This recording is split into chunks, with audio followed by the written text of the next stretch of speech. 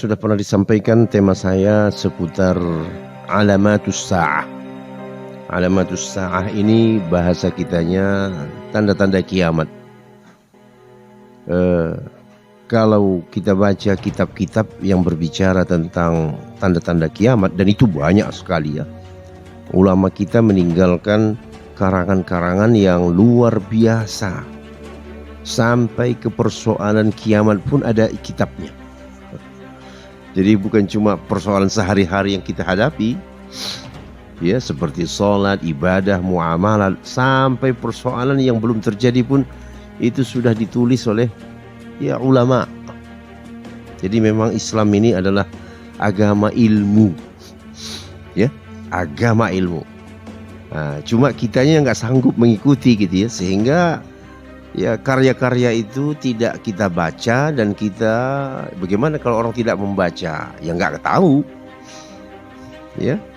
Akhirnya umat Islam ini awam, terombang ambing, ambil info dari kiri kanan dan ternyata hoax. Inilah nasib kaum muslimin, tidak mau belajar. Nah, nggak mau belajar, tidak mau membaca. Salah satu penyebab tidak mau membaca itu, khususnya ini sumber-sumber agama ini, memang karena nggak bisa bahasa Arab. Nah, oleh karenanya mungkin ya di sini kan sudah ada pelajaran bahasa Arab ya. Cobalah pelajaran bahasa Arab itu ditingkatkan, khususnya semangat. Kalau sarana banyak, tapi semangat yang nggak bisa. Kalau semangat ini memang terpulang kepada diri masing-masing ya. Baik, tanda-tanda kiamat itu kata para ulama secara garis besar dibagi dua. Al-alamatul sughra, al-alamatul kubra. Sughra itu soghir, artinya kecil. Ada tanda-tanda kecil, ada tanda-tanda besar. Maksudnya tanda-tanda kecil itu sudah lebih awal muncul, gitu. Sementara tanda-tanda besar itu nanti kalau sudah ya dekat-dekat kiamat terjadi, barulah terjadi muncul itu tanda-tanda kiamat yang besar. Nah, rata-rata sumber dari informasi tanda kiamat ini rata-ratanya dari hadis Nabi Sallallahu Alaihi Wasallam. Mungkin kita sebut 80% informasi tanda kiamat itu dari Rasulullah Sallallahu Alaihi Wasallam. Jadi kalau tidak tahu hadis, ya nggak akan tahu tanda-tanda kiamat. Begitu ya Pak ya. Gambaran umumnya begini. Ketika kita membaca informasi tentang kiamat, ada kata kita sekarang frame. Bagaimana kita memahami tanda-tanda kiamat itu. Yang pertama, tak seorang pun yang mengetahui persis kapan terjadinya kiamat. Nah, ini kaidah nih. Jadi kalau ada orang yang sudah menggambarkan tahun sekian terjadi kiamat, itu tidak usah didengarin. Karena tidak ada yang tahu kapan terjadinya kiamat. Dan informasi yang datang dari Quran dan hadis itu sifatnya apa? Hanya menceritakan tanda. Nabi sendiri pun tidak tahu kapan kiamat terjadi. Ya. Karena dalam hidup kita ini pernah kita mengalami ada beberapa kali ya, khususnya umat dari luar Islam ya, yang menentukan kiamat terjadi. Masih ingat Bapak? Masih ingat kan? Nah, saya masih ingat itu kira-kira 20 tahun yang lalu kalau nggak salah saya. Ditentukan kiamat terjadi tahun sekian. Sudah lewat, nggak terjadi juga kiamat. Jadi itu menunjukkan bahwa segala bentuk penentuan tahun itu adalah tidak benar. Itu kaidah Pak ya. Tapi kalau hari memang betul. Ada di dalam hadis. Kapan terjadi hari kiamat Pak? Jumat. Hari Jumat. Tapi Jumat kapan? Gak ada yang tahu. Nah, makanya disebut di dalam kitab-kitab Pak, Kalau sudah hari Kamis malam Jumat, ini makhluk yang ada di sekitar kita ini ketakutan. Termasuk hewan. Hewan itu ketakutan kalau sudah malam Jumat.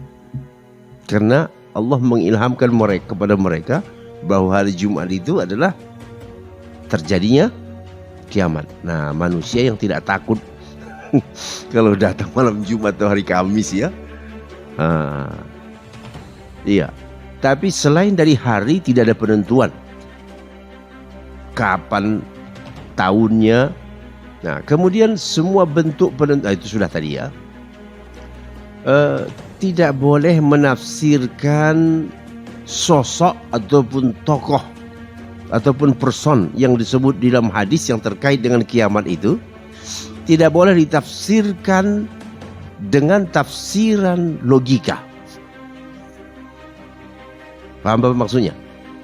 Jadi kalau disebut tokoh tertentu, memang dia itu akan muncul. Saya kasih contoh dah langsung.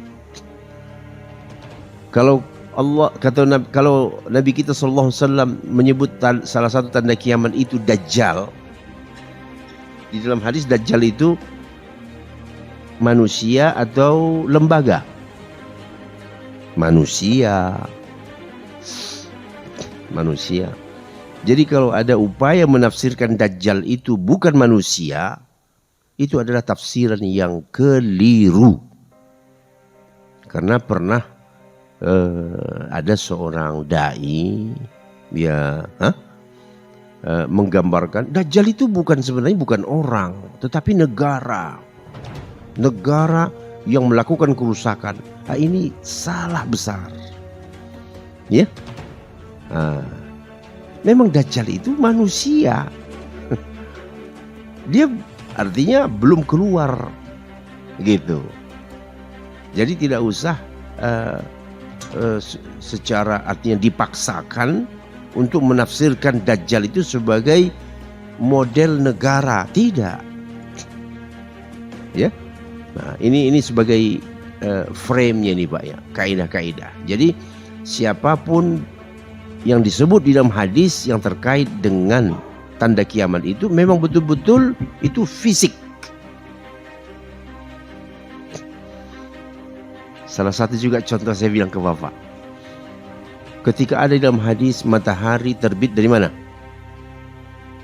Dari barat. Nah, sebagai salah satu tanda kiamat. Beberapa tokoh mengatakan, oh maksudnya itu bukan mataharinya nanti tinggal dari barat, tetapi maksudnya Islam itu pindah ke barat. Keliru besar. Keliru besar. Jadi semua yang disebut dalam hadis itu memang betul-betul fisik. Nanti ada saatnya matahari itu tidak lagi dari timur. Ya sekarang aja Bapak melihat ya, waktu ini berjalan dengan sangat cepat. Ya, itu semuanya akan berproses sampai betul-betul nanti secara real bahwa matahari akan terbit dari barat. Nah, itu termasuk sudah dekat sekali kiamat itu terjadi. Apa yang menonjol dalam agama kita kalau sudah matahari terbit dari barat? Apa? Taubat tidak diterima lagi. Ya, taubat tidak diterima. Nah, ini. Kemudian ya, semua tanda-tanda besar kiamat itu hingga saat ini belum ada yang muncul, Pak. Ya. Belum ada yang muncul. Jadi kalau ada orang yang memperkirakan, oh ini sudah masuk tanda kiamat besar, oh tidak. Tapi bukan berarti kita menyepelekan. Ya. Yang muncul sekarang ini adalah tanda-tanda kecil, begitu.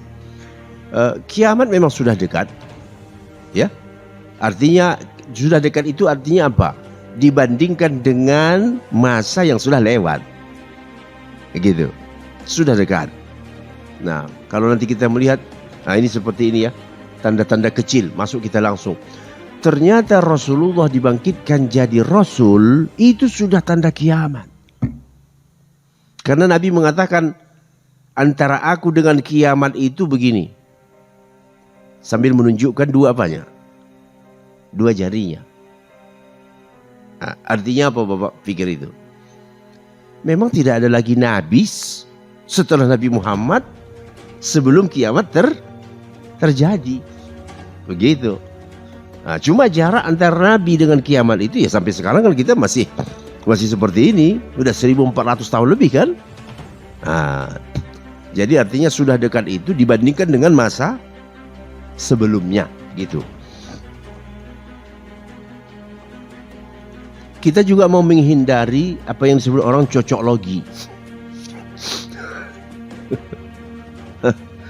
Ya ada dai muda gitu ya yang suka bicara kiamat, ya kayaknya menggunakan kaidah cocok logi, dicocok-cocokin. Cocok-cocokin apa yang ada dalam hadis, fenomena langsung ini dia nih. Kita menghindari itu Pak. Ya, nanti ketika tidak benar yang jadi sasaran agama kita, padahal yang salah ustadznya. Paham Bapak ya? Jadi ya kan sekarang kan tidak bisa dibatasi orang berbicara, betul enggak Pak? Apalagi umpamanya dia sudah terkenal di YouTube begitu kan? Nah, ya kita yang membentengi diri jangan sampai jatuh dalam kesalahan. Bahwa tidak ada tanda, tidak ada suatu kata pun yang menyebut tahun. Tahun sekian terjadi kiamat, tidak ada. Yang ada adalah tanda. Tanda ini fenomena, umumnya fenomena. Betul fenomena alam benar.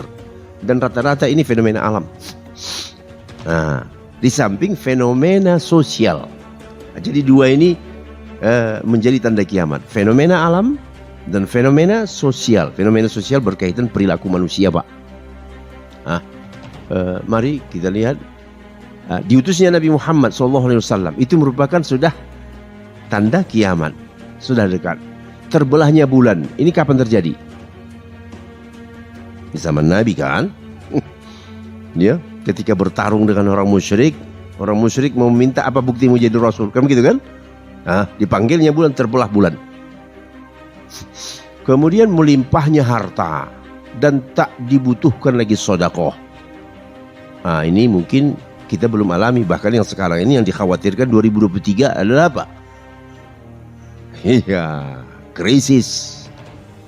Siap-siap Pak ya. Ini pengamat global di mana saja sudah kita dengar 2023 ini. Ya, jadi walaupun itu tidak bisa dipastikan, tapi paling tidak bagi kita supaya berhati-hati, ya enggak.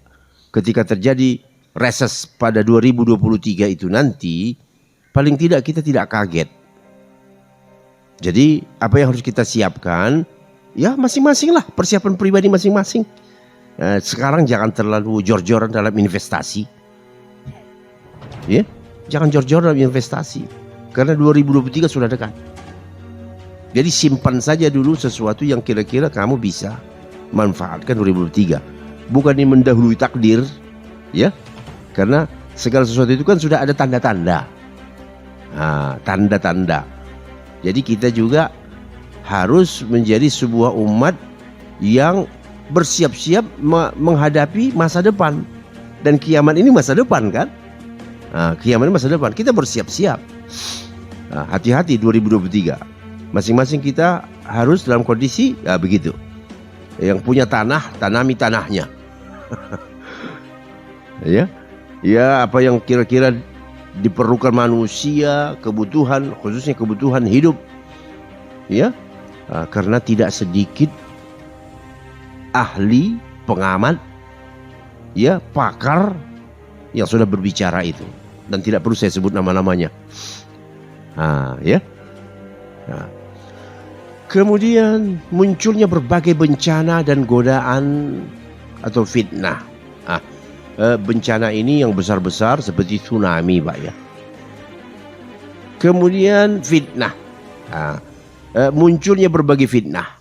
Fitnah ini kira-kira maksudnya apa Pak ini ya? Godaan, fitnah. Fitnah harta, fitnah wanita, fitnah jabatan. Ibu-ibu jangan tersinggung ya kalau saya sebut fitnah wanita ya.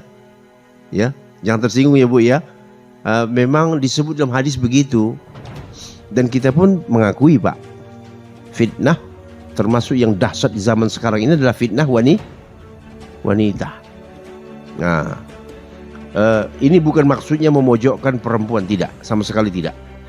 Apalagi perempuannya orang soleh, ya tidaklah. Ya. Nah, kemudian muncul orang-orang yang mengaku nabi, betul enggak? Ya, orang-orang yang mengaku nabi. Saya dapat wahyu, Jibril datang ke saya. Bahkan sampai-sampai ya yang mengaku nabi itu ada perempuan lagi. Mana pernah ada ceritanya Jibril mendatangi atau memberikan wahyu kepada perempuan. Mana pernah dalam sejarah ada perempuan menjadi nabi. Tapi zaman sekarang sampai artinya menunjukkan apa? Bohongnya itu keterlaluan. Tapi masih ada pengikutnya, betul enggak? Ada pengikutnya. Nah, kemudian ada yang disebut penenggelaman bumi. Ini Pak nih, ini fenomena alam. Bumi itu terbelah, bangunan masuk ke dalam. Longsor. Betul kan? Mungkin Bapak teringat bencana Palu. Itu dia nih, penenggelaman itu. Bumi itu terbelah, masuk semua ke dalam. Itu dikatakan penenggelaman. Gempa sering terjadi. Nah, ini semua fenomena alam ya. Ternyata bulan sabit itu bisa membesar rupanya. Bulan sabit membesar. Kemudian fenomena sosial, dusta menyebar. Dengan adanya medsos ini dusta banyak. Ya. Dan tidak ada konfirmasi atas kebenaran berita. Begitu. Merebaknya kesaksian palsu. Jelas. Kesaksian palsu. Orang dibayar jadi saksi dan dia mau saja. Ya, kamu mau jadi saksi nggak?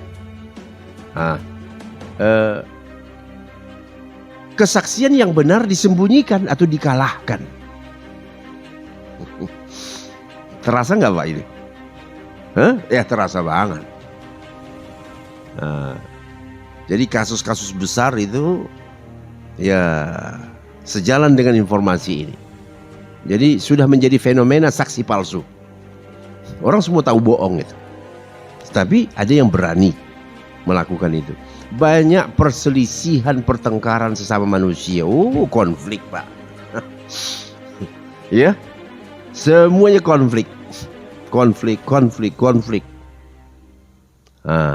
Jadi inilah yang apa yang kita lakukan. Kita sebagai umat Nabi Muhammad ya berpegang kepada ajaran Quran dan hadis. Salah satu ajaran Quran itu tidak boleh konflik. Kenapa terjadi konflik? Karena rujukan sumber ajaran beda-beda. Sumber ajaran beda-beda. Itu yang menyebabkan konflik besar terjadi. Kalau sumber rujukan kita dalam beragama sama, kecil kemungkinan konflik. Kecil. Kapan konflik itu bisa membesar? Ya, ketika rujukan beda. Yang satu yang dijadikan sebagai rujukan beragamanya apa? Logika. Yang satu mau memakai wahyu, Quran hadis, ya akan berbeda. Atau menjadikan rujukan apa?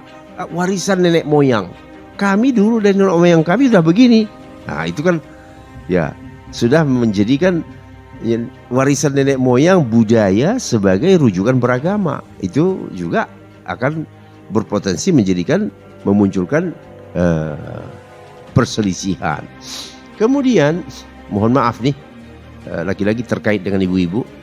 Wanita memang berpakaian hakikatnya telanjang. Betul enggak? Bahkan kalau di medsos bukan cuma berpakaian, bulat betul-betul. Nauzubillah min dzalik. Ya, ngeri dengan masa internet ini, Pak ya. Ya. Kita umpamanya buka HP lah. Ada orang memposting berita, masuklah kita ke linknya. Di bawah itu iklannya, innalillahi wa inna ilaihi raji'un. Alat kelamin manusia dipertontonkan. Mana pernah terjadi ini Pak dulu? Betul kan? Nah, kita belum lagi berbicara soal tayangan pornografi yang ada di internet, situs-situs porno. La ilaha illallah.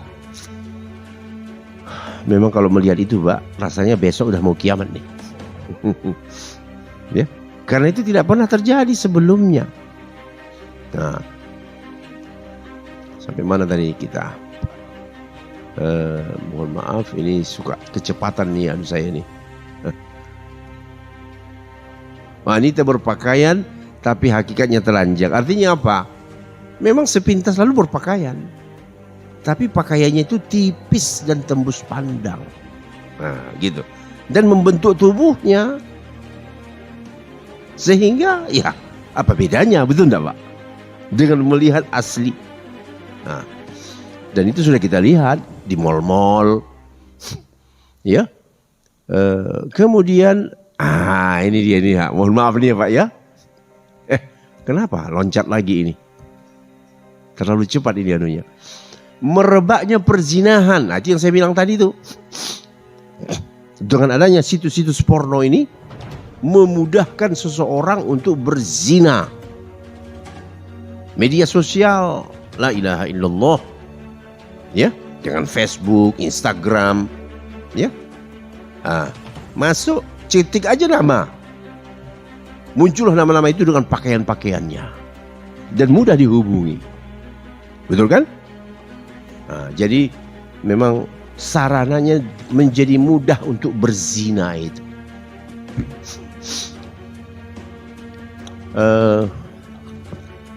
Nanti yang jago IT nanti tolong saya dibantu ya, supaya tidak terlalu cepat ini anunya ini. Kemudian kakek nenek berpenampilan muda. Ini orang tidak menerima ketuaan maksudnya. Ya. Rambut-rambut yang putih dicat jadi apa? Dicat jadi apa? Jadi hitam. Jadi orang tidak menerima ketuaan itu. Ya. Begitulah zamannya. Subhanallah. Hujan banyak tapi tumbuhan berkurang. Akan terjadi itu. Hujan banyak tapi kemudian riba merajalela. Ya udah, kalau sudah bicara riba Pak, dunia sudah global. Betul kan? Apa arti riba ini? Ya meminjam atau meminjamkan sesuatu dengan interest tambahan. Jadi itu sudah menjadi ya sistem yang melekat dalam perbankan atau ekonomi di zaman sekarang. Punahnya orang-orang soleh. Jadi maksudnya ulama-ulama besar meninggal. Sudah terasa nggak Pak? Terasa nggak? Iya. Apalagi zaman pandemi kemarin ini ya. Terasa banget. Jadi akibat dari ulama bepergian mati, otomatis ilmu hilang. Itulah pengertian yang pernah ada dalam hadis. Mungkin saya bacakan saja juga ya. Innallaha la yaqbidul ilma intiza'an yantazi'uhu minal ibad. Allah itu tidak mencabut ilmu sekaligus dari dada manusia ini, tidak. Tetapi Allah mencabut ilmu itu dengan cara mematikan para ulama. Nah, ulama meninggal, penggantinya nggak ada. Ini dia nih. Ya, kalau penggantinya ada, kita masih aman. Ya. Lalu apa akibatnya? Ya, tidak ada lagi tempat bertanya. Yang tinggal hanya orang-orang awam. Akhirnya apa? Menurut saya begini, menurut saya begini. Padahal kepala kosong. Itu dalam hadis dikatakan tuh Pak ya.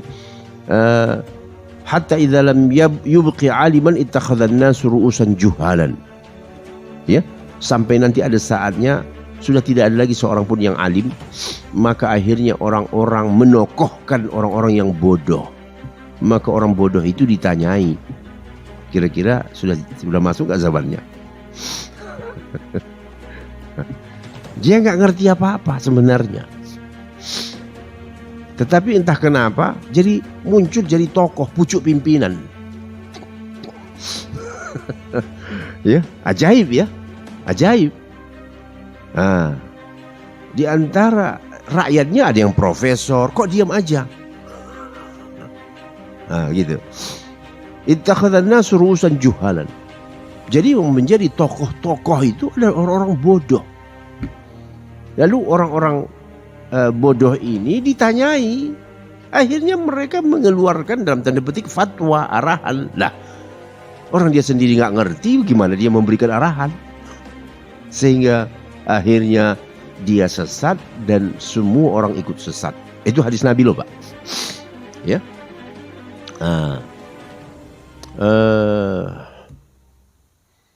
Kemudian maraknya musik. Mohon maaf nih Pak ya.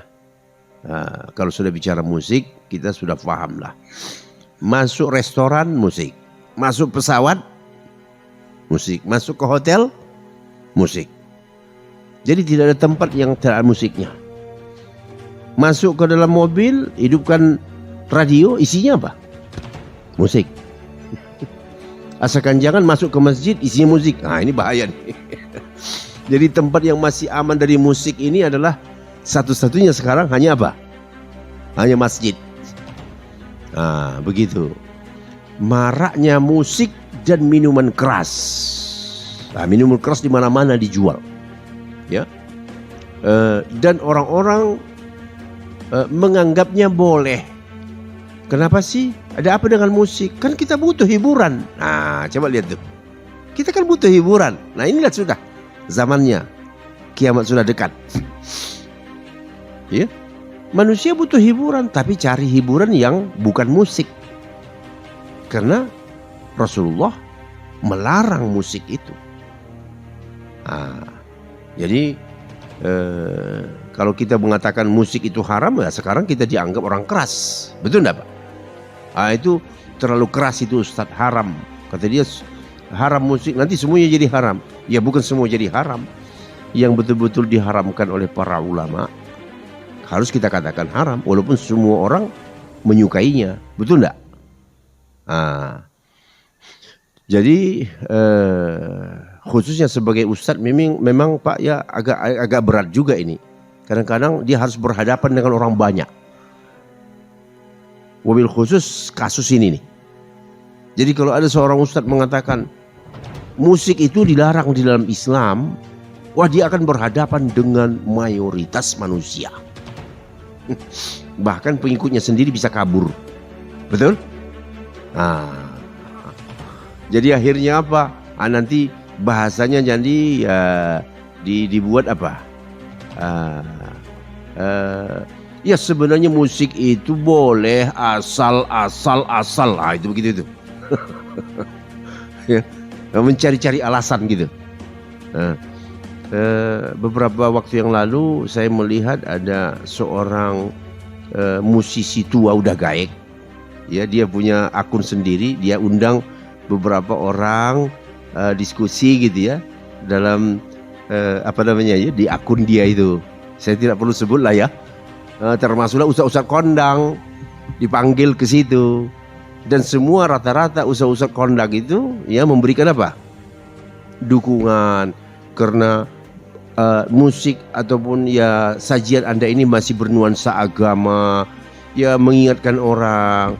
Tidak ada seorang pun yang berani berkata tegas. Untung saya nggak diundang. Untung saya tidak diundang. Ya, dan mungkin tidak bakal diundang, ya enggak? Karena kalau saya diundang tidak mungkin saya berbahasa basi. Ya, saya akan kemukakan ini. Ya, bahwa Rasulullah melarang musik itu dan mengatakan nanti akan datang suatu zaman di mana umatku membolehkan musik. Jadi berarti musik itu apa? Nah, itu hadis Nabi, Pak. Akan datang suatu zaman di mana umatku membolehkan musik. Jadi berarti aslinya dilarang. Begitu. Baik. Ibu-ibu masih sabar kan? Ibu-ibu, kalau sabar jangan diskusi dulu.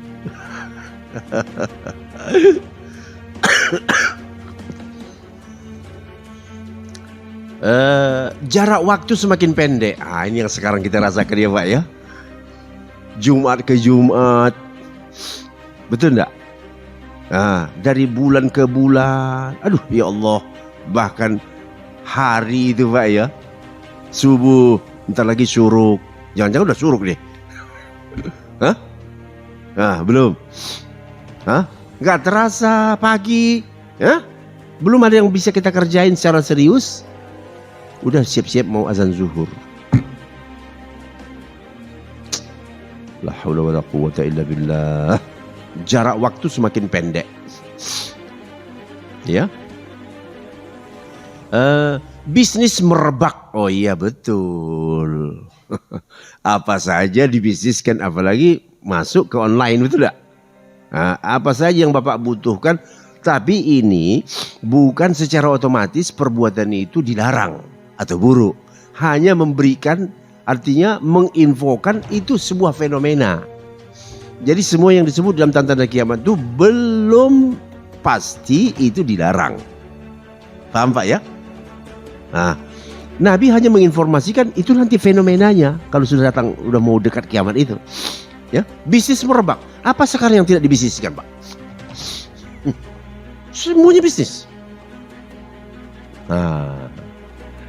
Iya. Artinya begitulah model masyarakat. Padahal Nabi ngomong ini kapan? 1400 tahun yang lalu. Lihat Bapak tuh, pasar pusat perdagangan berdekatan. Nah, Maret itu dengan Maret sini sebelah dinding, betul nggak? Tahu nggak Maret itu? Kira-kira 200 meter nanti ada yang lebih besar sedikit. Terserah Bapak, tahu sendirilah namanya. Ya. Ya Allah, kita melihat ini ya, mall, berdekat-dekatan. Jadi apa yang disebut oleh Nabi benar kan terjadi? Tempat belanja, mall berdekat-dekatan. Iya. Kemudian amanah, rasa tanggung jawab hilang. Lah iya Pak. Orang ketika menerima jabatan, di dalam pikiran itu tidak ada amanah. Justru dalam pikirannya apa? Ini kesempatan. Betul kan? Mungkin kesempatan ini tidak datang 2 kali. Dia tidak berpikir amanah, ini kursi ini amanah, nanti di akhirat saya akan ditanya. Akan ditanya, mana ada itu. Yang ada justru rebutan. Sekarang saja udah mulai ramai kan. Jadi kalau sudah masa waktu dekatnya kiamat itu, ya amanah tanggung jawab udah hilang. Orang hanya melihat kedudukan itu hanya sebagai apa? Kesempatan menikmati. Bukan tugas yang harus dipikul. Oh ada yang merasakan itu sebagai amanah, ada, tapi segelintir. Betul enggak Pak? Umpamanya ya dari sekian banyak partai itu mungkin hanya 1-2 partai saja yang menganggap kedudukan itu sebagai apa? Amanah. Selebihnya ya ini cuma main-main aja ini.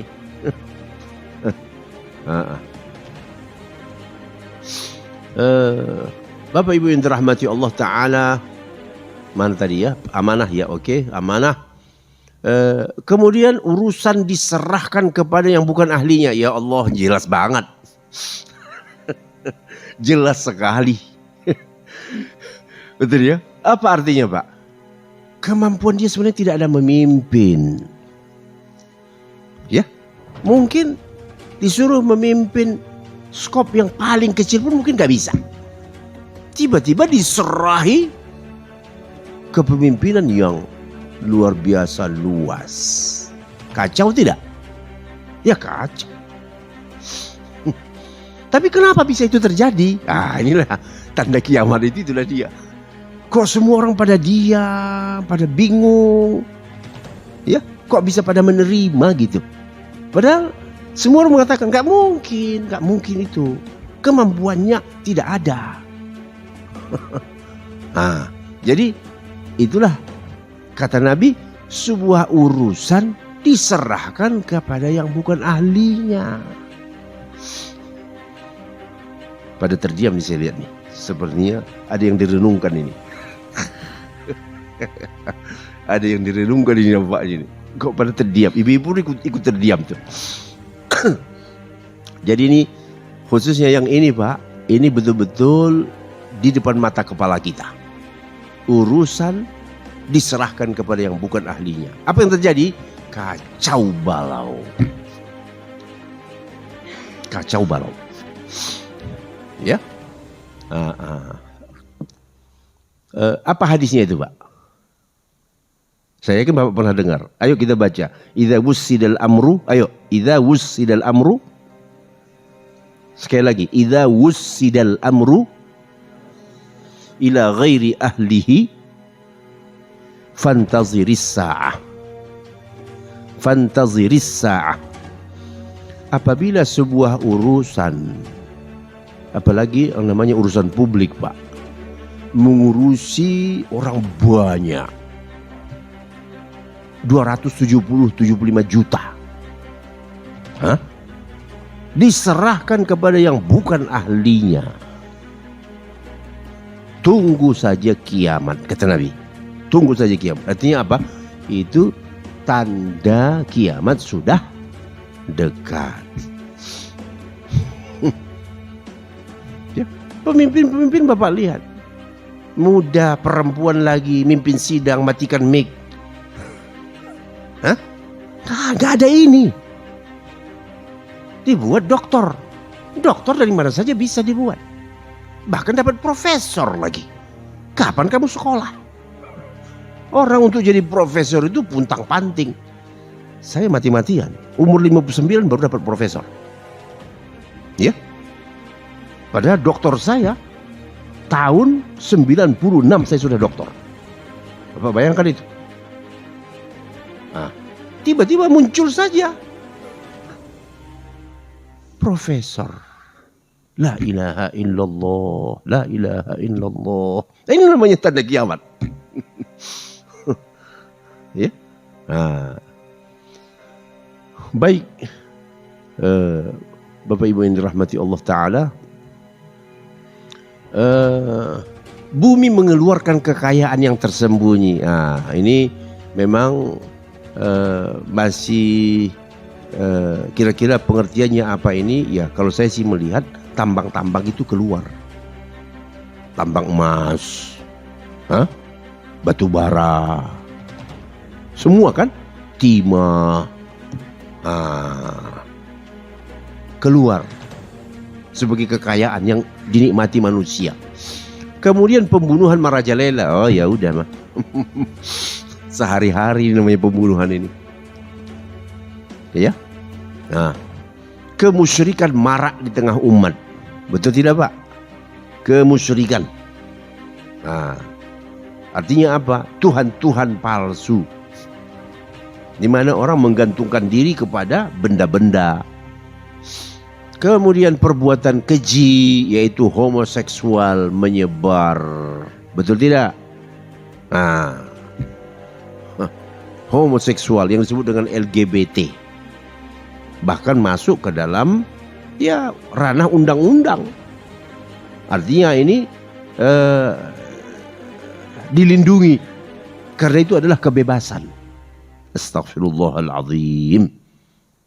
Ya. Kemudian hubungan bertetangga buruk. Mohon maaf nih, gara-gara ya apa namanya, model-model perumahan membuat ya masing-masing tidak tahu siapa yang di sebelahnya, betul kan? Mungkin tidak terjadi untuk seluruh perumahan, tetapi kita merasakanlah. Ya, kita tidak tahu apa yang terjadi di sebelah rumah kita. Kenapa? Ya, karena orang rata-rata sibuk dengan dirinya sendiri dan merasa ya begitu, privasi yang berlebihan. Ya, pagar tembok dibuat tinggi-tinggi, betul. Nah, dengan alasan privasi yang berlebihan. Nah, itulah dia, benar. Jadi akhirnya hubungan bertetangga jadi, untung saja kita umat Islam ini ada masjid. Betul? Nah, di masjidlah kita apa? Bertemu, bersaudara, sarapan pagi bareng. Kalau mau dibawa pulang nggak apa-apa. Ya ibu-ibu ya, ibu-ibu. Begitu. Ya, selama ibu-ibu ini masih suka ngobrol, itu insya Allah hubungan bertetangga masih bagus lah. Iya, ya. Kayaknya Pak ini, dan memang slide ini banyak ini. Nah, hampir tidak mungkin kita selesaikan sekali pertemuan. Ya. Kemudian Bapak Ibu, silaturahim terputus. Nah, itu dia tuh. Orang hubungan sekarang akan WA saja. Bahkan di telepon pun nggak mau ngangkat. Ya, tertulis di WA itu, bicara hanya untuk yang urgent sekali. Betul tidak? Telepon pun tidak, hanya WA saja tulisan. Padahal, ya, waktu menuliskan itu panjang juga ya, Pak. Bahkan kalau di telepon bisa lebih simpel ya. Tapi ya begitulah zamannya. Orang tidak disibukkan dengan diri sendiri. Lanjut Pak. Kebakhilan subur. Awas, bahaya ini. Jadi akibatnya apa? Hubungan sosial itu menjadi buruk. Orang kaya hanya memikirkan dirinya. Dia tidak peduli orang susah. Jadi ini mengakibatkan pada ujungnya nanti akan terjadi konflik sosial.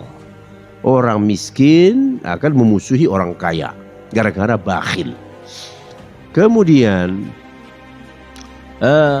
perdagangan meluas, sudah tadi. Wanita ikut berdagang dengan suaminya. Ya, itu mah sudah lah. Ya, jadi yang suami memasarkan, istri yang membuat di rumah. Tapi ini belum tentu salah ya. Kita tadi sudah bilang, tidak semua yang disebut sini itu salah. Bukan. Ini informasi tentang kejadian. Ya, kan sudah biasa Pak ya. Ya, Pak, ini produk siapa? Oh, istri di rumah. Saya cuma bantuin aja. Betul kan? Jadi memang keterlibatan istri untuk berdagang itu sudah bukan lagi suatu hal yang baru. Banyak terjadi kematian mendadak. Oh iya, selama 3 tahun ini mah ini yang kita hadapi, betul enggak? Ya, bukan cuma yang tua-tua 65, 70 yang meninggal. Ya, muda-muda Pak, gagal ginjal lah namanya. Bahkan anak-anak yang bayi bahkan. Terakhir ini bayi ya disinyalir gagal ginjal karena salah makan obat.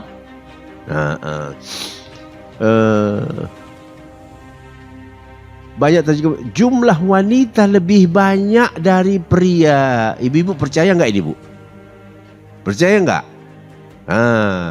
Kalau ya seperti kami yang di kampus ini nyata banget Pak. Satu kelas itu kadang-kadang cuma 5 laki-lakinya. perempuannya 25.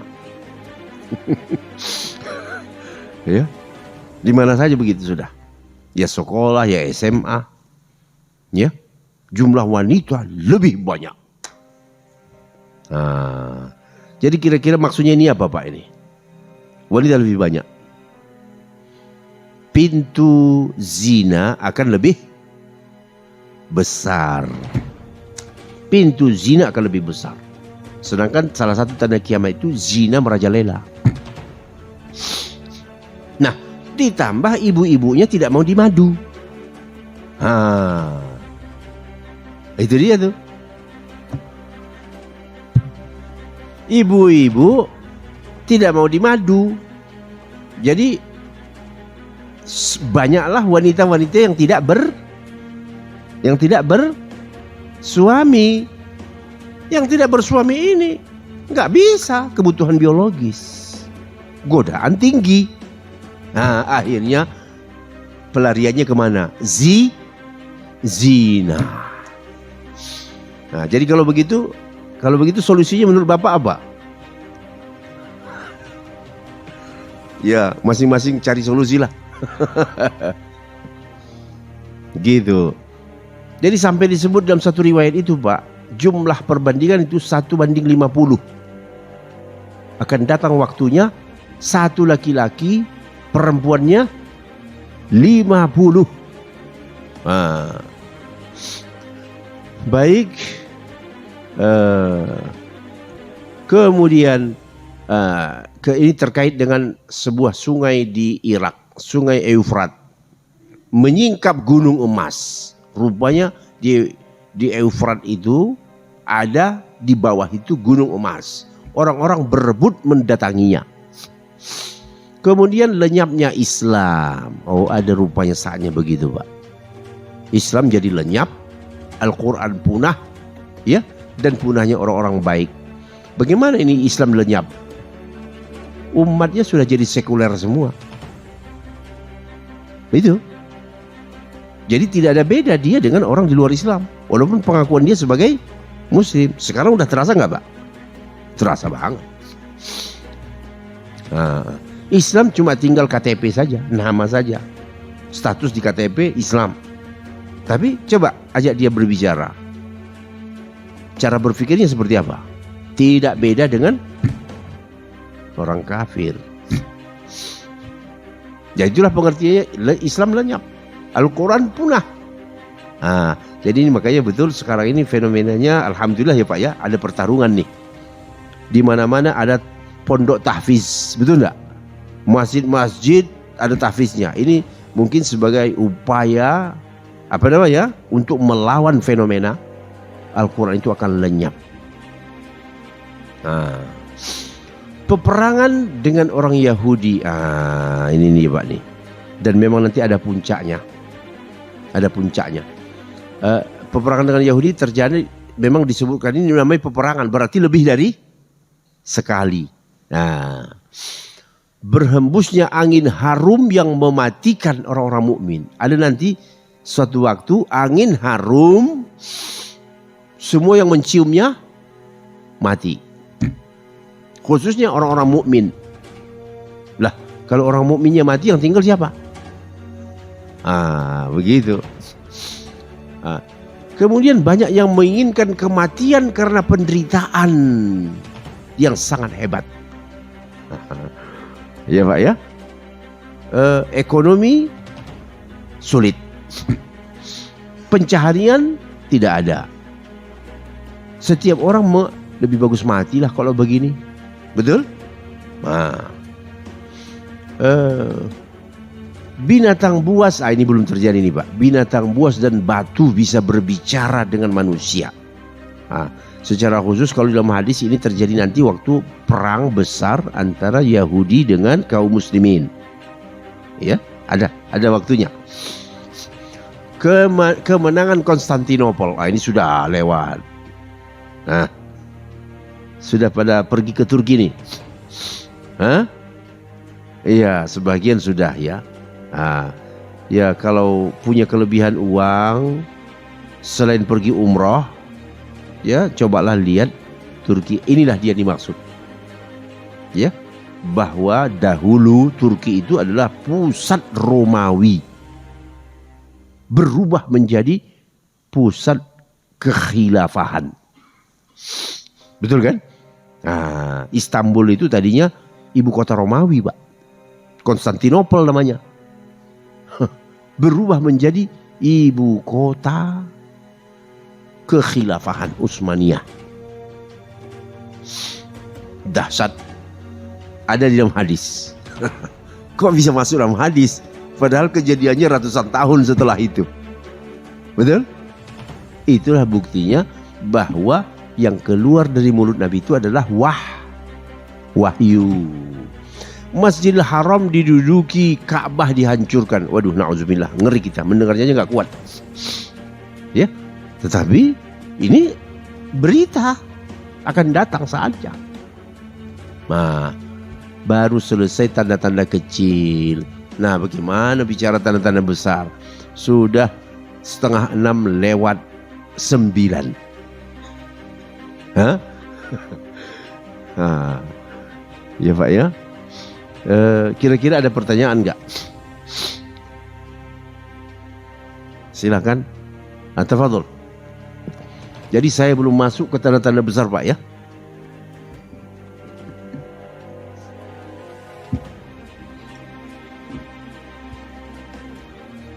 Mungkin langsung aja sambil menunggu mic. Nah.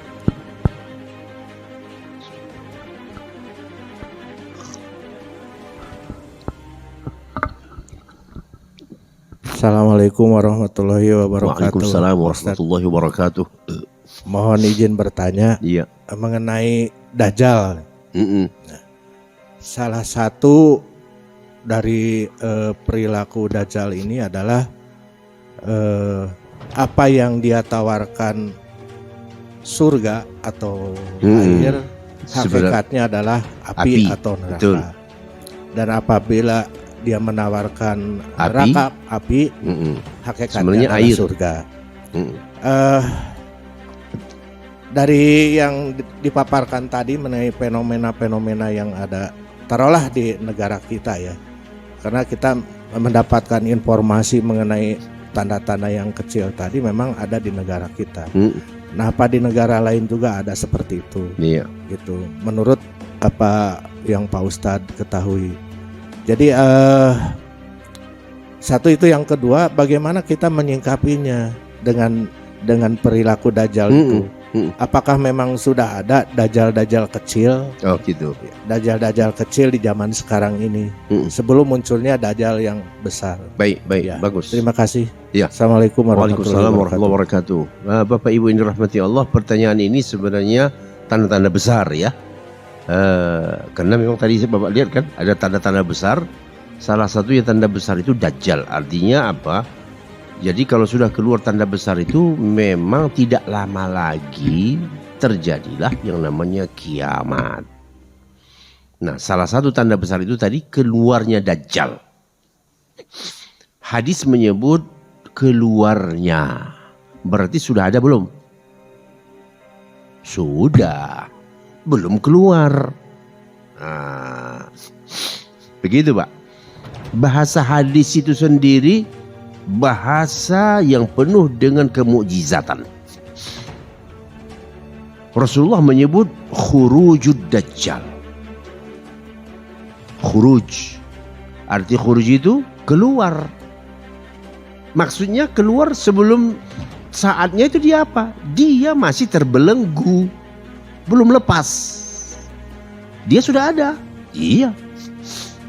Jadi pemilihan kata itu sendiri punya maksud. Begitu. Rasulullah di mana saja hadisnya Bapak akan temukan tentang Dajjal, keluarnya Dajjal. Ya, jadi kalau begitu ya sudah ada, ya sudah. Dan itu diperkuat dengan riwayat-riwayat yang lain. Dulu pernah sahabat Nabi ketemu Dajjal di sebuah pulau kecil di Laut Yaman. Ya, dalam keadaan apa? Terikat rantai besi. Lalu ketika dia diizinkan keluar, maka rantai besi itu otomatis tek tek tek tek tek tek tek, tek, dia pun keluar. Nah, lalu logika kita juga pasti mengatakan Dajjal itu tidak mungkin sendirian, betul enggak? Nggak mungkin dia sendirian merusak, tentu ada pasukannya. Nah, jadi sekarang ini yang saya berani mengatakan yang berkeliaran ini adalah pasukan-pasukannya untuk menyiapkan kondisi keluarnya sang Dajjal. Begitu. Supaya kita mensinkronkan antara kenyataan dengan apa yang disebutkan hadis. Dajjal ada, sudah ada. Karena bahasa hadis itu khuruj. Khuruj itu keluar, lepas gitu. Jadi sebelumnya nggak lepas. Bukan Dajjal lahir, tidak. Jadi Dajjal itu umurnya panjang. Oh iya, itu kekuasaan Allah. Ya. Nah, jadi yang Bapak lihat ataupun saya lihat sekarang ini adalah penyiapan kondisi untuk keluarnya Dajjal.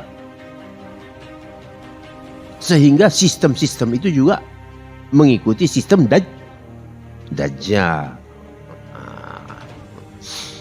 Kapan kondisi Dajjal keluar? Yang benar dianggap salah, yang salah dianggap benar. Sekarang sudah zamannya enggak? Sudah tiba zamannya enggak? Oh sudah Pak. Yang salah itu dianggap benar. Yang benar